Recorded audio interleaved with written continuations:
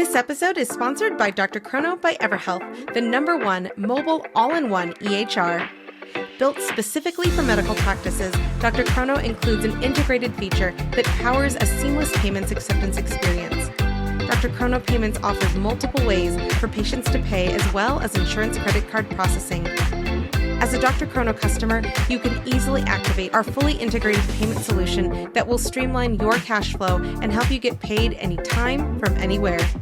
Deliver the best patient experience with a fast and easy way to collect payments. Visit drchrono.com/payments. That's drchrono.com/payments to learn more about Dr. Chrono today. Is there a DPC clinician, tech vendor, or industry champion that goes above and beyond to further elevate the DPC movement? Nominate them for a DPC Innovation Award to recognize them for creating traction, embracing innovation, and demonstrating commitment to the movement. DPC Innovation Award winners will be announced and honored at this year's Hint Summit, taking place in Denver, Colorado, September 27th through 28th. Nominate a DPC innovator at summit.hint.com, plus get $50 off your Hint Summit 2024 registration with promo code MyDPCStory. A note about today's episode. There is some language that may be inappropriate for young listeners, so please consider this as you listen today. Thanks for tuning in.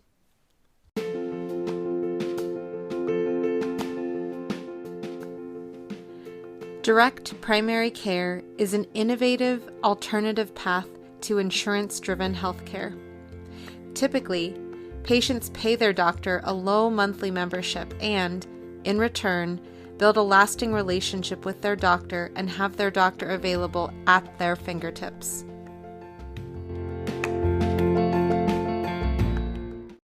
Direct primary care means to me that it's the way you're supposed to practice medicine. You're allowed to now do what you always wanted to do, be the doctor you always dreamed of being, because you're not limited by third parties who are pulling at you, and you're actually just dealing with the patient, which is the way it was supposed to be.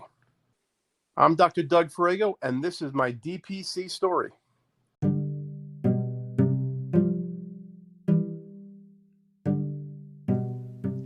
Dr. Farrago received his Bachelor of Science from the University of Virginia in 1987, his Master's of Education degree in the area of exercise science from the University of Houston in 1990, and his medical degree from the University of Texas at Houston in 1994.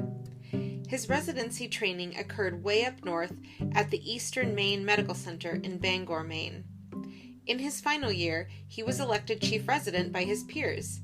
Dr. Farrago has practiced family medicine for 30 years, first in Auburn, Maine, and then in Forest, Virginia, where he founded Forest Direct Primary Care in 2014, which quickly filled in 18 months. Dr. Farrago invented the knee saver, a padding that relieves knee stress in baseball catchers while he was in medical school, and then went on to invent the cryo helmet worn by people for migraines, heat recovery, and head injuries. Dr. Farrago created the Placebo Journal in 2001 and also penned the Placebo Chronicles, his first book, before creating his website authenticmedicine.com, where Dr. Farrago still blogs every day. He lectures worldwide about the present crisis in our healthcare system and the effect it has on the doctor-patient relationship. Dr. Farrago has written 3 books on direct primary care: The Official Guide to Starting Your Own Direct Primary Care Practice, The Direct Primary Care Doctor's Daily Motivational Journal, and Slowing the Churn in Direct Primary Care While Also Keeping Your Sanity, all bestsellers in this genre. He is a leading expert in direct primary care as a model and lectures medical students, residents, and doctors on how to start their own DPC practices. He retired from clinical medicine in October of 2020. Welcome to the podcast, Dr. Farrago. Oh, well, I'm really glad I can be here and talk to you. Can you bring us back to the early days when you were moving to a new location in Virginia? And can you tell us about how was the reception of DPC when you moved to the community? Well, so I was in Maine, and at that point, no one was doing this in Maine. And that was 2012. I've been there since 94. and then I was in a fee for service, actually F2HC for 17 years, and I said that was it. I'd rather quit medicine, but so I decided that I was going to move to do something like DPC, and I moved to Virginia, and then to do that in Central Virginia, because it was an area I thought there was a bootstrap kind of people, that they would be more open to where I was in Maine, and the weather didn't bother me either, and so I spent a year just kind of gathering my thoughts and getting ready, and realizing, by the way, there was no thoughts, or there was no one. There was people doing it, but not many in the country, maybe less than 50. Horrific information out there. People said they would talk, gave information on DPC, but it was really concierge, and it was expensive books that were horrible. So I did about a year of just whatever, urgent care and independent practice, and then decided, you know what, I'm just going to make that jump.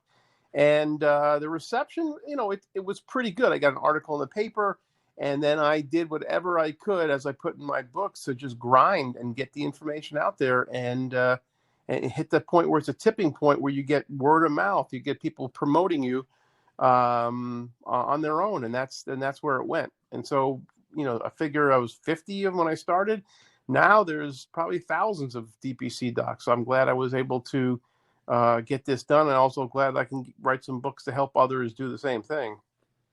When you were starting out, especially when you were building up to getting that word of mouth momentum, what was your elevator speech to your patients or to people who you were talking to about your clinic? Yeah, so I have to remind myself of that too. In fact, if you go to dpcbook.com, I bought that, and I used it off one of my talks, marketing talks, that you can write your elevator pitch and put it on there. So we listed them on there. That's all free, dpcbook.com, and you can see elevator pitches. But I think my elevator pitch was basically, in a sense, what if you can give you for a certain amount per month, very low cost, all the care that you possibly can, much more personalized service, and get in and see me with much more time without interest you. And I think that's how I kind of,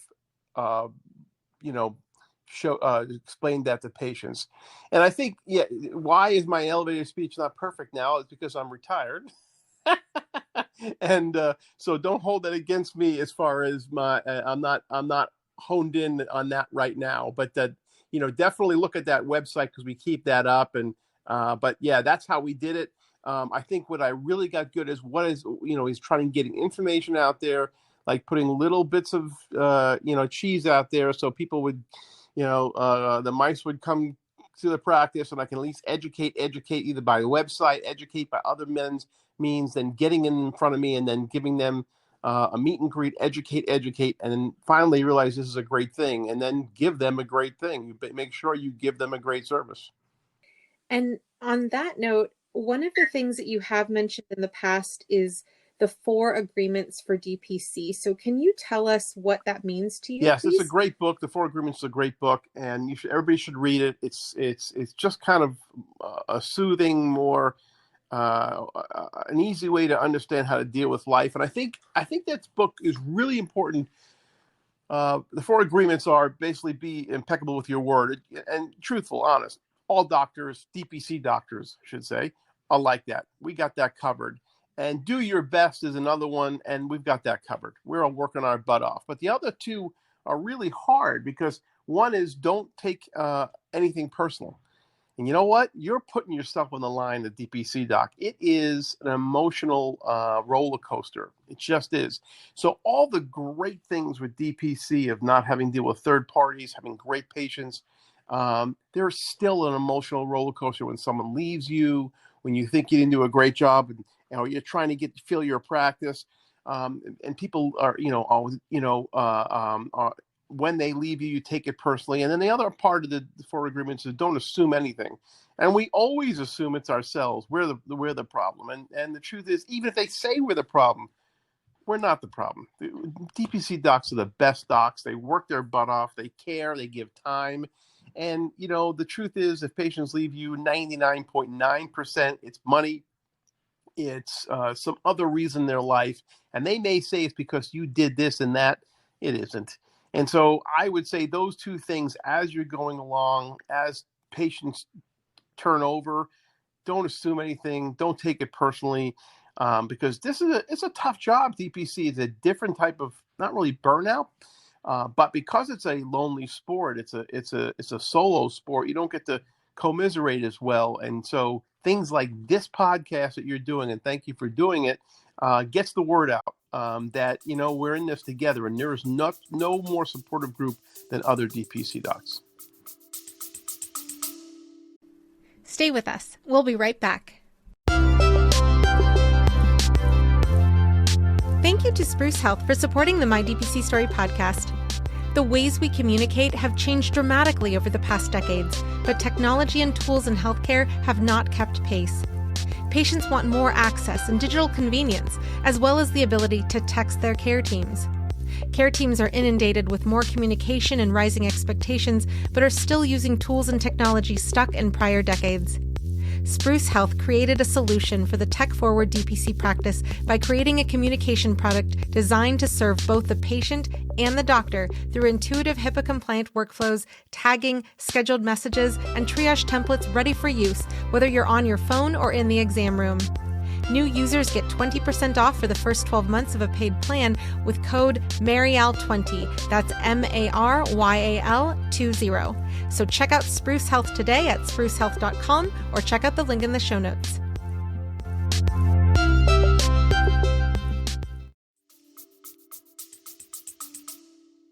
Doug, on that note, during your years at Forest DPC, how did you overcome those challenges if you started, taking things personally, or if you were questioning if you were doing your best, or if you were making assumptions? How did you get through those moments? Yeah, so for me, again, it was a solo sport. So one way is, and I do mention this, I think, in my first book, but really connecting with other DPC docs who are willing to connect with you, and you become great friends.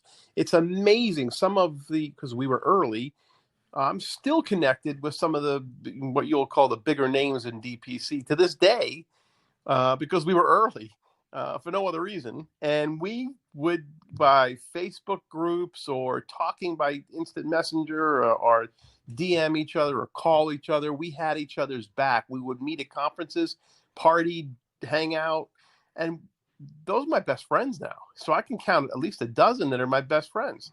And so that they helped me survive.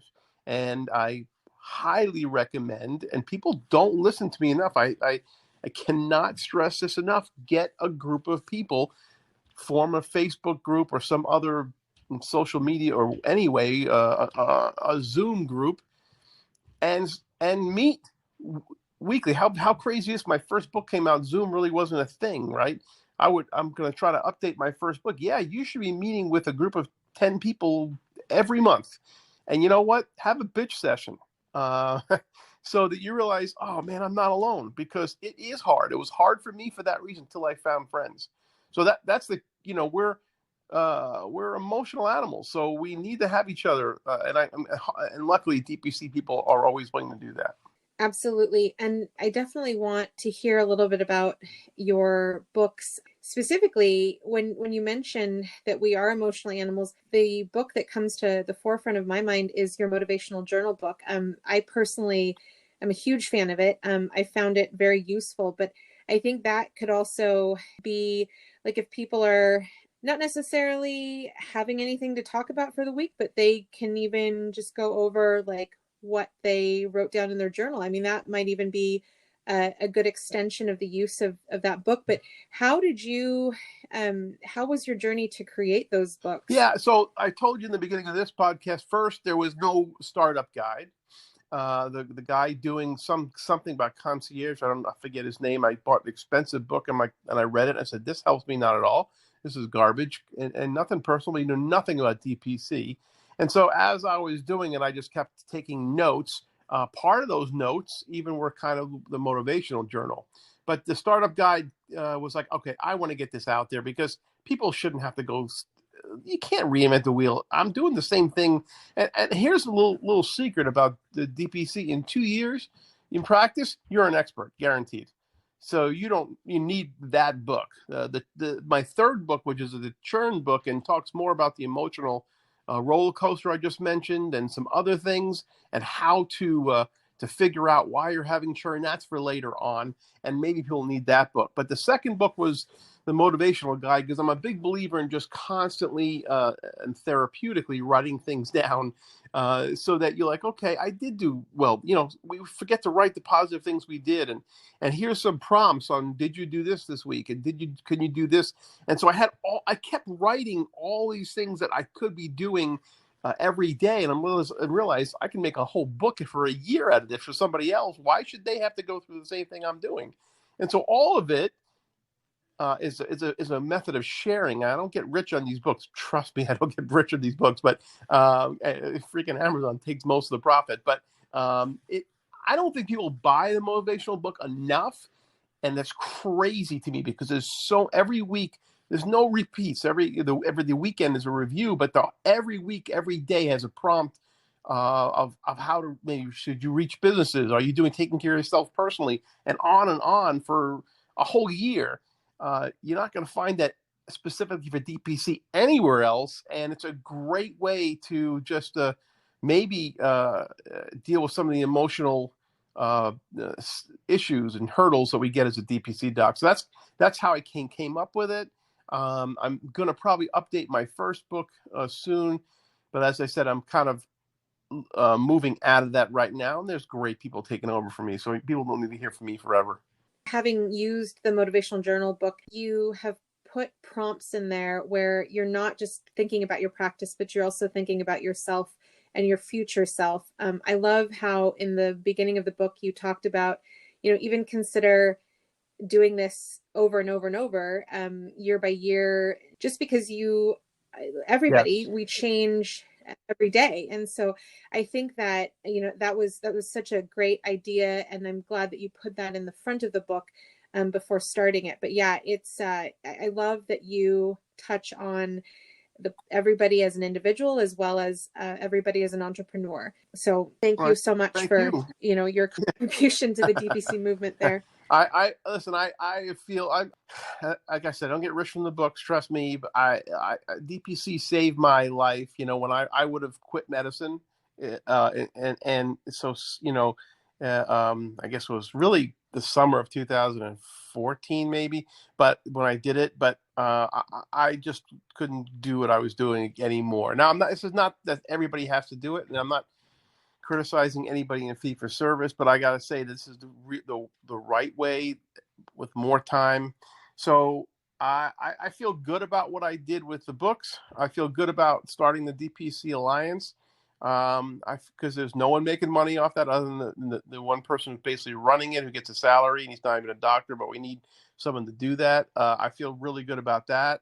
So I leave with a really good conscience on that, or a clean conscience. Because you are one of the founding members of the DPC Alliance, what is the DPC Alliance for those who are unfamiliar, and what is the value that it brings to the movement? So I'll even dig you one deeper on that. So the group that I started with, that kept working together in the beginning, that became my friends, and we were being involved in lectures and teaching others. So we were teaching now, we were friends, we were commiserating, and then we'd meet, and we said, and that's when actually I came up with the idea and said, listen guys, here's the bottom line.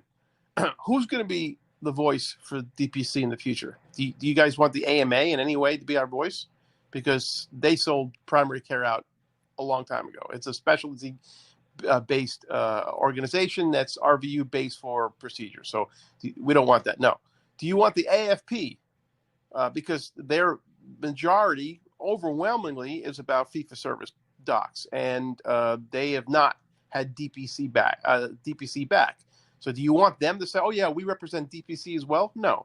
So who's going to represent DPC when, as media comes calling, or we want to get the word out? Who should talk about it? Well, it should be us. End of story. It should be us. So we are not going to be, we decide, let's be an organization that's not a lobbying group for political reasons. We're just the voice of DPC doctors by DPC doctors. And the authenticity there is extremely important. And then that's how we started it. We just said, yeah, let's go forward with this. And it slowly built up. And we put all our money to do this. None of us got paid. In fact, we volunteered our time, put money in for dues. And it continues to get stronger and continues to grow, which is phenomenal. And we have great new young voices in this. And then we have a way, with Joe Grundy to have someone who's very smart to kind of, highlight what's important so that the media understands it. And it now becomes your voice. Do you feel that with the AFP for DPC? You probably will never. And so if you really want to support DPC, both in the media near you, if you want to learn about DPC, all that's there. And that's now should be the focal point for it. There's good information on DPC Docs on Facebook. Great. I think that's phenomenal. I think podcasts and everything else is great information. This is just going to be the voice. And then in there, we negotiated deals with organizations because we can do that as far as getting discounts on stuff. And again, nobody working for the DPC Alliance makes money except one dude. And now go look at the AMA and AFP and look how much money they're using and what are they using it for. So I am very proud that this thing has blossomed, and it would break my heart if it doesn't continue to flourish. Does that make sense? Absolutely. And I think it's crystal clear that this is a group very representative of the heart of DPC. We're all in this to help, each other and to help get the movement to go forward. So thank you so much for sharing that. And people, if you're listening to this, join the DPC Alliance. Yes, you got to pay some money every year, but that money is literally going to expand the voice of DPC 100% tax deductible because it's part of your business, and and you are now paying it forward. And for those who are interested and looking for the DPC Alliance, it is at dpcalliance.org, and it's also on the resources page on the podcast website. So if you're looking, please go to that website, dpcalliance.org. I have become a huge fan of podcasts. Ever since Sarah Koenig hosted the first season of Serial, I was hooked. Now, creating this podcast has become part of my daily life. While it is an exciting new hobby, I also see it as a privilege that I get to interview so many DPC and direct care doctors. If you are interested in starting a podcast, let me tell you a little bit about Anchor. First of all, it's free. There are creation tools that allow you to record and edit your podcast right from your phone or computer. Anchor will distribute your podcast for you so it can be heard on Spotify, Apple Podcasts, and many more. You can make money from your podcast as well with no minimum listenership.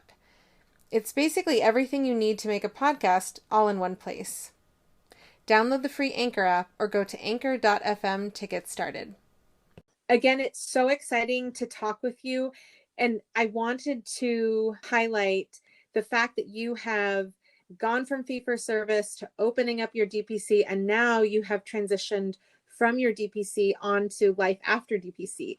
So could you please share with the listeners, how has that been for you and what's on the horizon for you? Yeah, it's an interesting question. So I'm 55. That's one thing. I'm a little older when I started my practice in DPC. So I really don't want people thinking I left DPC because I was not happy with it. In fact, my practice was full and I sold my practice.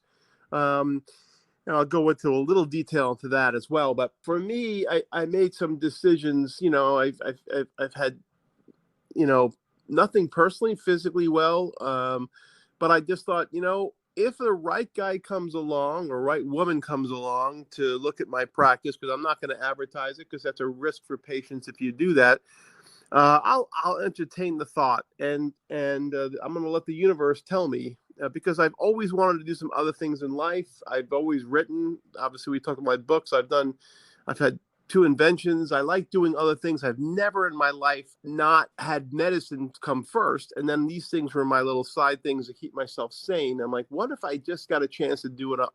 And so at 55, my wife's a couple of years older than me. My kids are out of college finally. I paid all their loans. I'm financially stable. I'm like, if something happens, I'm not a huge town, but if someone comes by and I will entertain this thought. And someone came by. And so I vetted him fully. He was a great doctor. He worked at the Mayo Clinic. Then he worked in my town as in the faculty of the residency as well as the medical school. And this guy was good. And I'm like, I'm going to take this chance in life. And I've always taken risks in life. And, my practice was on autopilot. People don't realize that, when you start building a practice, you got to put them to bed. You got to get all their information, get their stuff under control. And then after a while, after a few years, they're pretty controlled because you've done a great job and money's coming in. It's not a hard job. I could have done it forever. So it was one of the most difficult decisions I've ever had to do. Say, you know what? I'm going to make it. I'm going to jump. I'm going to let this guy take over for me. I didn't gouge him at all on what I sold so far. I won't go into detail. I went to a little detail on my update of the book, but not much. He paying me over 5 years, so we really didn't have to put much into it. And we did 3 months of transition so he can really understand how to do it. And he knew how to take care of patients. He's about 10 years younger than me, but it was just about learning the system, which he did. And for me, I just said, okay, October 1st will be my last day. It'll be 30 years since I started medical school. I know people think we should be a doctor forever, but I'm not a doctor. I'm still a doctor. But I wanted to step back. There's great people, both in the DPC Alliance, teaching others. There's people writing books other than me. I'm not needed. And so let's see what happens. So it's only been a month. I have a place up here in Maine in the mountains, and I've been here for 6 weeks to just kind of decompress. Part of me is really learning how not to always want to do something. So I'm actually going a little bit insane, but I'm trying to figure it out. And I will, I've put feelers out to see if there's opportunity to help in the DPC world, but it has to be perfect. I won't help. I really don't see myself helping brokers or the wrong people. And I'm always willing to help individuals. So I've got my tentacles, out there, but nothing may happen. I don't need anything to happen. I'm financially secure, not extremely rich, trust me, but I can make it until my retirement comes in. So I'm going to play it by ear with that. And then I'm going to look at other things that I've always wanted to do. Like I said, writing is one. I've had some other ideas I'm playing with, and we're going to see how that goes. And I've never given myself a chance since I was a kid to kind of say, okay, medicine now is not my life. Let's just see what happens. So we're more than a doctor. It's okay to be more than a doctor, and it's okay to work until you're 75 as a doctor. I'm not against that, but for me, I just want to give myself an opportunity to see what happens. So I don't see myself going back into medicine. I'll support anybody, and DPC is in my heart forever, so I will always support DPC. But I'm just going to kind of sit back and see how weird this thing gets. I love that even as you're sharing this part of your life, this part of your medical journey, you're so filled with enthusiasm. And the idea that you've lived 30 years past medical school, opened and transitioned away from your DPC, and you're still enthusiastic, it gives all of us hope in terms of, the people who are starting out or the people who are a few years in practice. You haven't lost yourself. So that's huge to hear that enthusiasm in your voice. And congratulations on making this transition and making a jump, because it's, life is constant little jumps, and this is a big one for you. But as you figure out your life and what life holds for you, all the best, because you're doing what's right for you. Thank you. And I haven't lost myself. I haven't found myself. Here's the thing. I'm just getting started. I think at 55, I want to see what else is out there.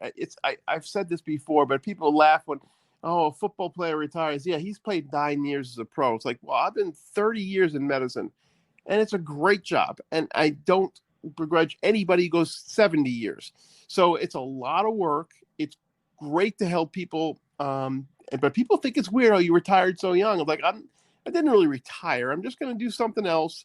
And I just want to see what happens, because I don't want to say ever, what if, why, I just want to see if I can do it. So I DPC, it's not like I needed I proved myself in DPC, now I'm done. That wasn't it at all. Because if I had DPC at your age, I would have been gone for another 15 years. So it's 55. You see your mortality a little bit, right? And so that's why I'm like, okay, you know what? My son lives in LA. He's a writer. I've never been to see him. It's because it's just really hard. He's been there for 5 years. That sucks, right? So I've seen, he comes home a lot, but I've never seen where he lives. My son in Boston comes home a lot, but I've been to his place once. And so, okay, you know what? There are some things I'm giving up a little bit for my career. And now that I'm older, should I keep doing that? No.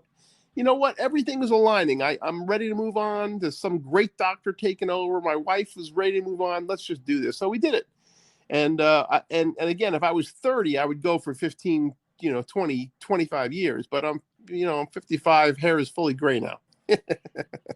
Doug, let me ask you about when you decided to transition and when you found that right doctor to fill your shoes at Forest DPC. How was the reception by your patients, and what sort of questions did you get, and how did you handle those? Yeah, so we really had a look at that a lot, right? So here's the thing: you're selling a practice, and I sold it, and I wanted him to have the full amount when I probably took over. Now, it takes time to go through lawyers, contract, transitioning with education, getting him used to it. So it took about 3 months. So there's a risk of those 3 months, people leaving. And so I think people are loyal to you big time. But if you can educate them and pump this guy up. So I did that, I announced it, and I did it in a way that it was very hard for me, but I have a great guy. You have to trust, if you trust me with your care, you got to trust me with this doctor. So you better not hire somebody you don't trust, because your reputation is on the line. So I trust this guy tremendously. I gave his education.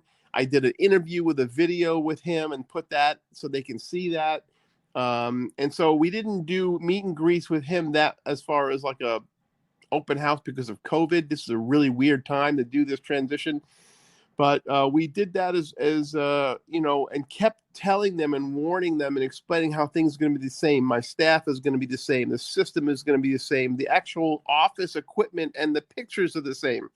It's just not going to be me, and they'll live. And let me just say that people should not. I learned this a long time ago, but there was another episode where some patient told me a story that it could convince me. As good as you think you are as a doctor and how important you are in people's lives, and you are, they're going to get past you and they're going to forget you. And so you would say, no way, I delivered their kids, whatever. Trust me, this is the way life is. I had a patient crack me up. This guy said to me, I'd asked him about his last doctor. He'd been with this guy, had been with me for 5 years. Yeah, my last doctor, he said, I walked into the office, extreme abdominal pain, and then passed out. And he actually scooped me up, shut his office down for the day, and drove me to the ER. I guess he had an acute surgical abdomen. I forget the exact abnormality, and I said, that is incredible. The guy lost money for the day, scooped you up, and brought you to the ER. And I said, what was that doctor's name? He goes, I can't remember. You can't remember a guy who scooped you up and brought you to the hospital in his own car. And that patient actually just left me about 3 months before so they will move on. You are important, but it's not everything. You just have to educate both yourself that they'll get past you, as well as your patients that this next person is going to be great. And so we did a lot of that. And I think we ended up with even a little more than I had before I sold it to him. So I feel really good about that. He didn't lose out on patients because it was an exodus when I left. That's really important to hear, especially because, as the DPC movement has grown since the 90s, that's going to happen to doctors when they choose to retire from DPC as we go into the future. So that's really important to hear. And the strategy that you took in terms of the video, especially adapting during COVID times, I think that's really cool, just because it is seeing a person without a mask on these days is definitely not a common thing, especially here in California. Yes. So the idea of a personality coming through a video, at least it's a way for a patient to get that meet and greet in lieu of an in-person meeting. So that's I'm a big fantastic to hear. believer in that. What we that you need to constantly. I know I put this in my books, but especially the churn book, you need to constantly be showing your patients that you're giving them value, and that I believe. Oh, I did a weekly newsletter. I did videos with another doctor I helped open his practice in town. We did videos regularly, and on COVID, we did up to like, I think 28 COVID updates before I left. Where we talked about the information, and patients ate that up and loved it. You know what? When they see that bill coming across every month, they want to know, what am I paying this for? And that was one of the reasons. They're seeing my newsletters, and they're seeing I'm filtering some of the garbage information out there, even about COVID, and my videos. And so that's why this new doc was just an extension of that. I believe everybody should be doing that, especially if you want to curb the churn. But you'll have to get there to understand that why.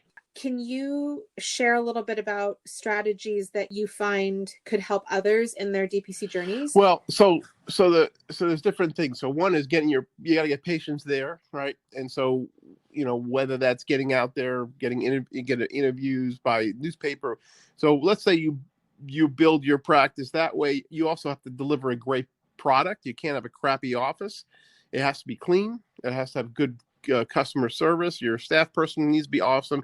You need to be kicking ass like you're better than any other practice, and DPC gives you the edge in doing that, and also you really truly care about that. So once you got a great practice and you're getting patients coming in, sometimes something called hedonistic adaptation occurs, where people start taking things for granted.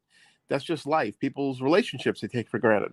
And so they'll start, they'll come in, you sew up their leg with 40 stitches, and they're like, yeah, I think I'm not going to pay for this anymore. It's like, dude, you didn't realize that was an $800 bill. And so you can do it in a way, and I was doing it, not every time, but if I did a big procedure, I would send them an email, hey, we love saving our patients money, and this is what it would have cost you. And I had a resource that I can look up and said, here's this I&D would have cost you $600 or whatever. It's just so they know that, right? So because they forget, they forget that if you treated someone's back, I actually am an MD that did OMT, that costs $150. And so I think it's important to show that, and I think it's important to understand that hedonistic adaptation does occur in life and in DPC, and they will take you for granted, like, why would you leave? Well, I hardly ever show up. Yeah, and that's not true. In the last year, the first 6 months, you showed up 25 times, and that would have. So just because you didn't do it in the second part of the year doesn't mean you didn't show up, and they just forget. So there's ways to do it that's not rude, and that's not going to turn them off. And I put them all in that churn book. So I think it's important, and I think you mentioned also my consumer guide to primary care. It's my consumer guide to primary care because I use a model that's used in other industries. The marketing expert is Joe Polish, but I use that for primary care, and it's a way off my website that you could just get that free as a download. And I think he's still using it. The guy took over, Dan Swartz, and changed his name. And I'm welcome anybody to just change your name and change the stuff that I put on there and keep it for yourself. But it's on his website now, so I may have to put that on the DPC book website. That's something that I need to do. So anybody can take that and then tweak it around, because it's a great educational guide to show you all the ripoffs and garbage of a fee-for-service practice, and why such a practice as DPC is so much better. And by the way, you can join now. So it's another way of marketing. I think it's a really great concept. I didn't make it up, but I copied it with their Joe Polish allowed people to do that, and I copied it, and it worked really well. It's a way to get people to listen. They got to see. There's so much information out there. They have to see. They used to say, well, you got a sales pitch, elevated pitch is not going to do it. You need the touch point of like 7 times before someone joins. It may take 50 times now with all the information out there. And so you have to be patient. And I was always amazed at people joining 3 years after seeing an article about me in the paper. So these things are important to get information out there. If your website sucks and doesn't educate well, if you don't have a Facebook presence, if you don't have an Instagram presence, and on, and you're not using ways to get your information out there, they're not going to know about you. So I guess that's my little tidbits. The rest of it you can see in my books. Stay with us. We'll be right back. Have you tried an AI scribe in your clinic? Well, I've tried so many, and I can say Heidi Health is the best AI scribe I have come across thus far.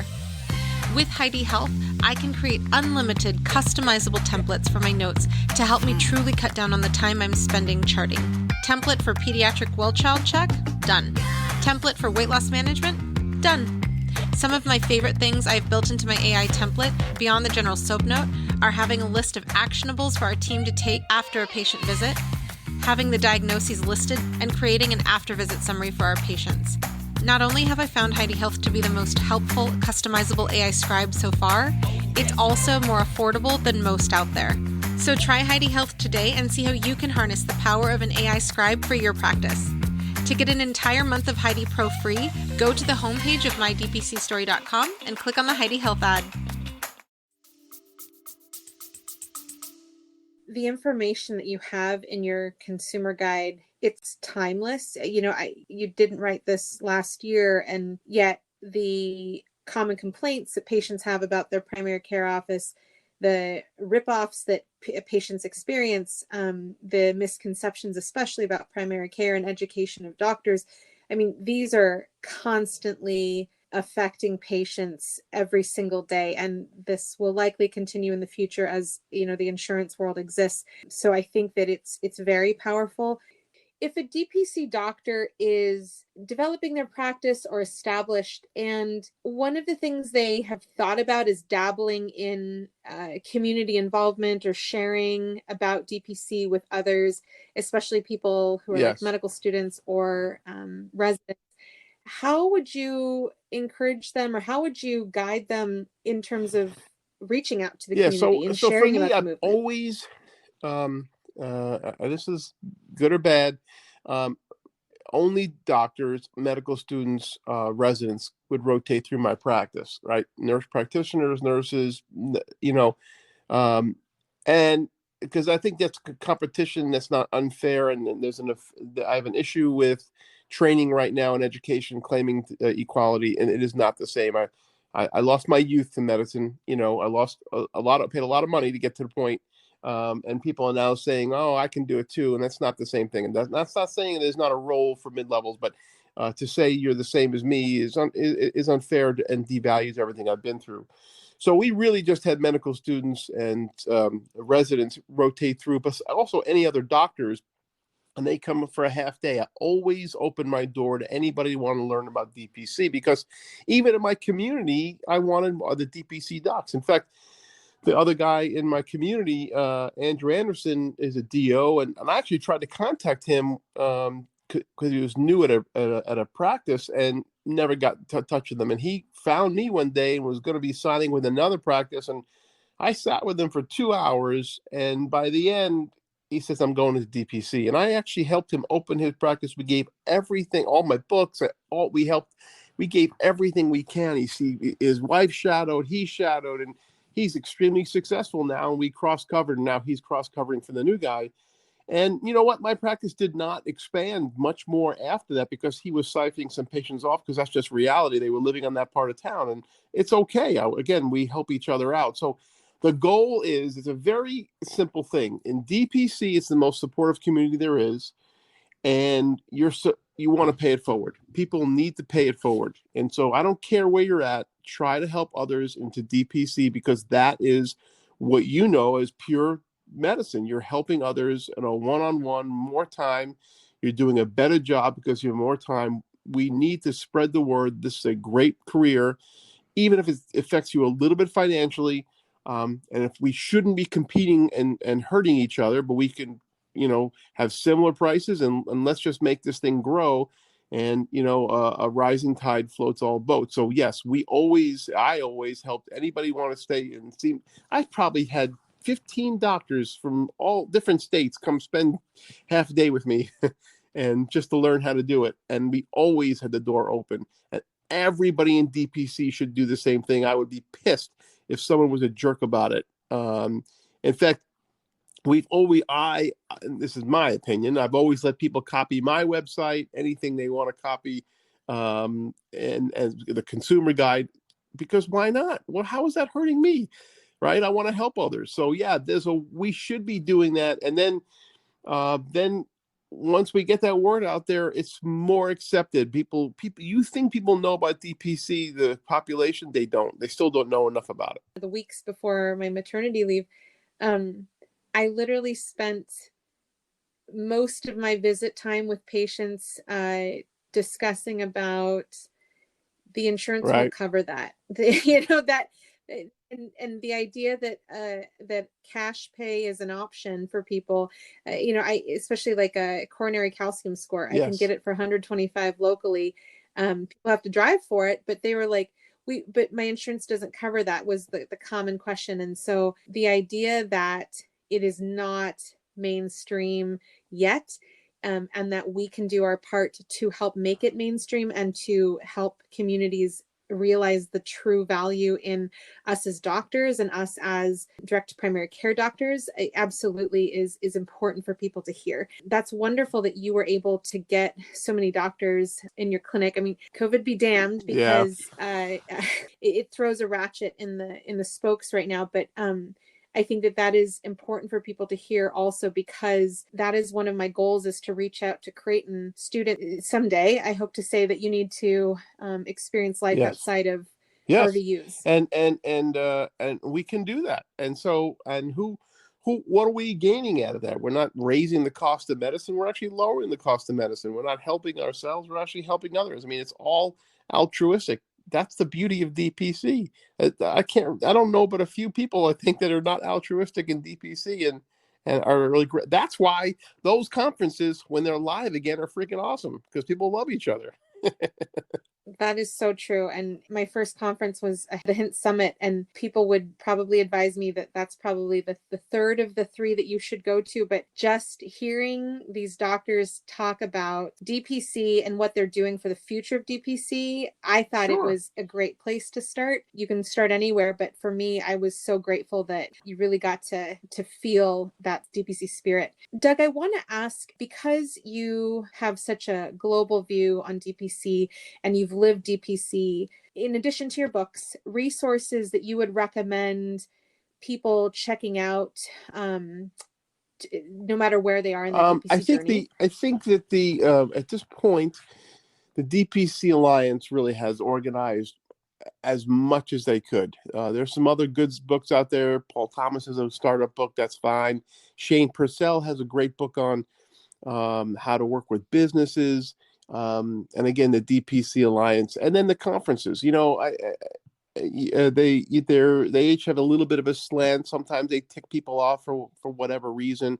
I believe in the future the DPC Alliance is going to have their own conferences, and it'll be much more neutral, whether it's political or bought out by a third party. It won't be with DPC Alliance, and that's some of the concerns with some of the other conferences. But the getting together is the most important part as far as a one-on-one. So the best resource is hanging out with DPC docs that are in the field doing it already, and you get so much more confidence. The mastermind, I was at the North Carolina DPC Alliance mastermind, and it was great. We just all hung out and talked together and gave hints, and also gave confidence, and instilled confidence in each other, and those people needed our help. And there's so much out there for people, and if it's right for you, it's not right for everybody, but if it's right for you to jump into DPC, then you probably should have done it yesterday.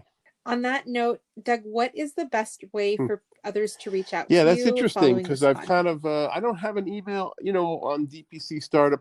I tell you what, I have a blog that's been going for 20 years. I have 13 writers, and I usually blog once a week, but it's my blog. It's called AuthenticMedicine.com, and it's pretty popular. It's been around longer than, other than Kevin MD, been one of the longest ones. And so Doug at authenticmedicine.com if they want to email me. I think it's on the website anyway, but authenticmedicine.com, they can find me there. And we just really talk, not all DPC, trust me, we kind of just call it like it is. And I give everybody of every political spectrum a voice, because everybody should be heard on that website. And so I think we do a good job with that. And that's just been a fun thing for me for doing that for 20 years. So they can find me there. Thank you so much for joining us today. I really appreciate it. I really appreciate what you're doing. I cannot wait for you to get your journey going. And in any way I can help you, just contact me.